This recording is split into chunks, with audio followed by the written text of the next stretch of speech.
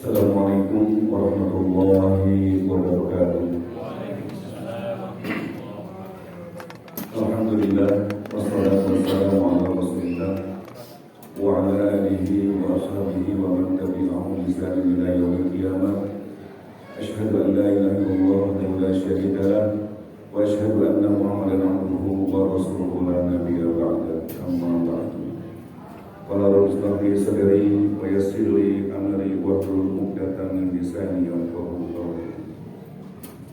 Qala Rasulullah sallallahu alaihi wasallam, al-ahdu bainana wa bainahum as-shalah, faman tarakaha faqad kafara. Hadirin bapak-bapak, ibu-ibu, adik-adik jamaah salat tarawih yang dimuliakan Allah. Alhamdulillah pada malam hari ini kita masih diberikan kesempatan oleh Allah Subhanahu wa taala untuk sama-sama menunaikan sebagian tugas yang diberikan oleh Allah Subhanahu wa taala, yaitu melaksanakan sholat.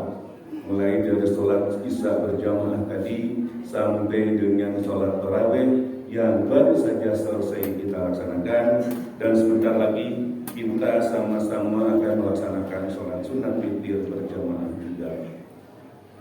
Hadirin yang dimuliakan Allah, saat ini sudah menjadi fenomena yang luar biasa, di mana setiap orang, setiap kelompok, setiap keluarga di bulan Ramadan itu suka ada yang disebut dengan bukber, buka bersama. Sehingga kalau kita punya anak yang sudah lulus di perguruan tinggi, terkadang kita hanya berbuka puasa suami istri saja. Mengapa? Karena anak-anak kita, apalagi ketika SD-nya itu kelas 1-nya ada 6 kelas, kelas 2-nya ada 6 kelas, sampai kelas 6-nya juga ada 6 kelas, sehingga setiap tahun kelas itu di rolling. Walhasil karena setiap tahun kelas itu di rolling, mereka melakukan buka puasa bersama kelas 1, kelas 2, kelas 3, kelas 4, kelas 5, kelas 6. Demikian juga ketika SMP, ya. Setidaknya kalau SD, SMP, SMA ada 12 hari yang mereka sisihkan. Mereka tidak bisa buka bersama dengan kita. Buka bersama mereka lakukan dengan alasan silaturahmi, mengikat tali persaudaraan antara teman dengan teman. Tetapi terkadang saat melakukan silaturahmi, saat melakukan buka puasa bersama, ada kewajiban yang ditinggalkan. Biasanya yang tertinggal itu adalah sholat maghrib. Mengapa?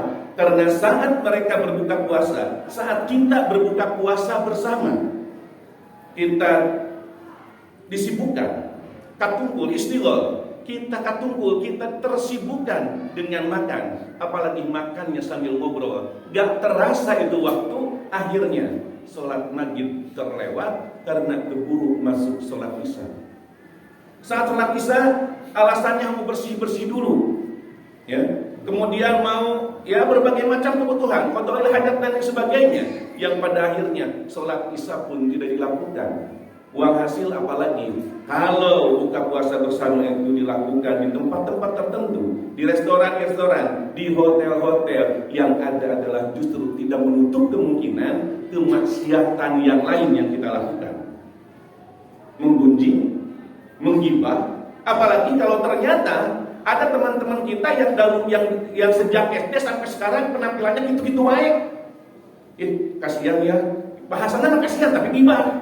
Kasihan ya teman kita yang satu itu, yang dari dulu sampai sekarang ekonominya nggak gitu-gitu baik. Jadi bahan gunjingan, ya, jadi bahan cemoohan.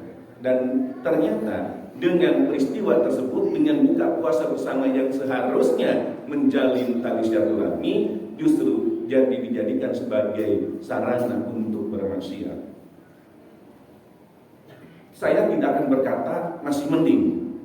Cuman kalau dibanding, ya, kan hari anu sareng baru tak puasa di hotel mah, teu salat maghrib, teu salat isya, teu salat tarawih. Ieu buka puasa di masjid.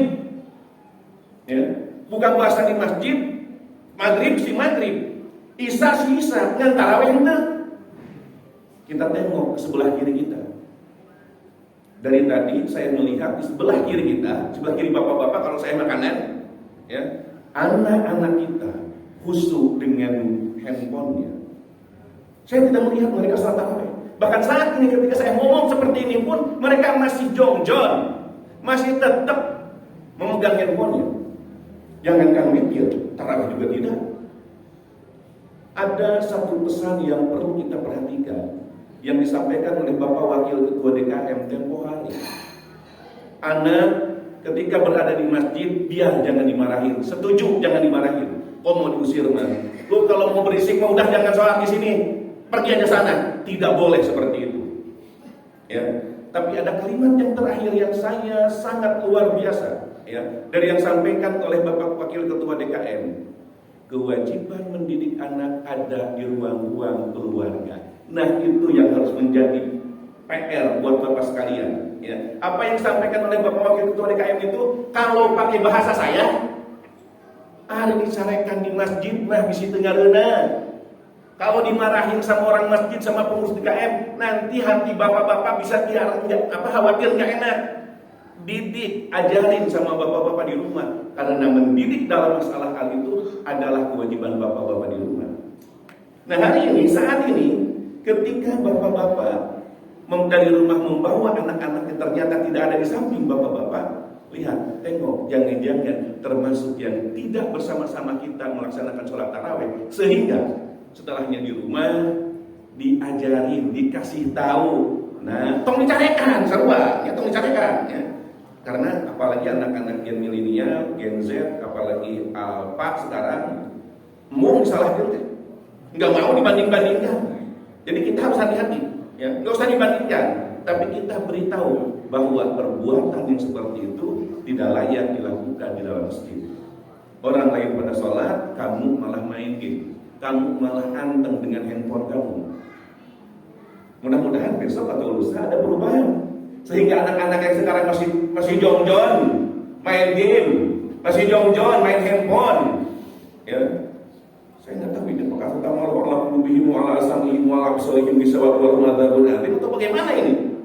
Ya, Allah menutup telinganya, ya, menutup pendengarannya, menutup hatinya sehingga tidak mau mendengarkan apa yang disampaikan atau seperti apa. Nah, mudah-mudahan besok atau lusa akan ada perubahan sehingga ini adalah tugas bapak-bapak, kewajiban bapak-bapak di rumahnya. Mohon maaf kalau saya berkata seperti ini.